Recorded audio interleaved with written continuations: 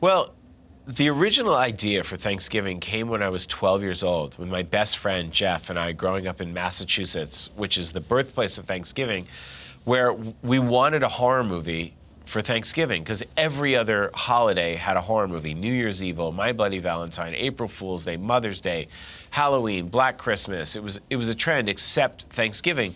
So when we did the fake trailer, it was an idea we'd been thinking of, for many, many years.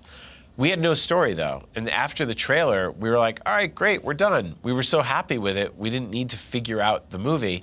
And then for years, people would bother me and say, when are you doing it? When are you doing it? And I thought, yeah, they're right, we should do it. And we didn't know what the story was until we saw those Black Friday trampling videos. That's what gave us the idea. We thought, okay, now we can really build a story around this. But yeah, it's a very strange way to make a film, starting with the trailer for the movie before the movie exists.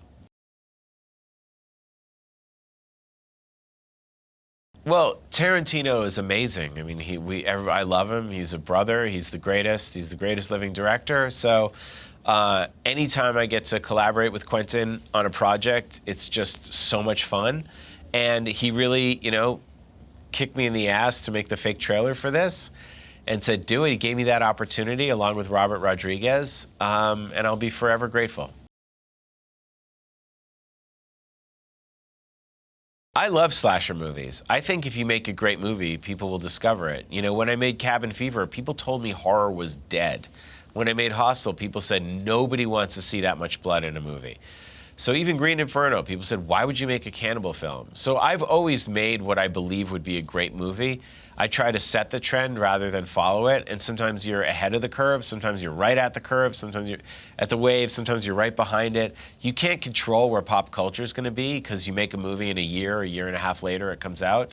But I think if you make a great movie, it'll get people excited about the slasher genre, and that's what I tried to do with Thanksgiving. Well, Patrick's a great actor. For some people, he's going to be, McDreamy, and for me, he's going to be Ronald Miller from Can't Buy Me Love. So everyone has different associations with Patrick because he's been famous for so long, and he's such a good actor. I think he's like Paul Newman or Matthew McConaughey, like one of these actors.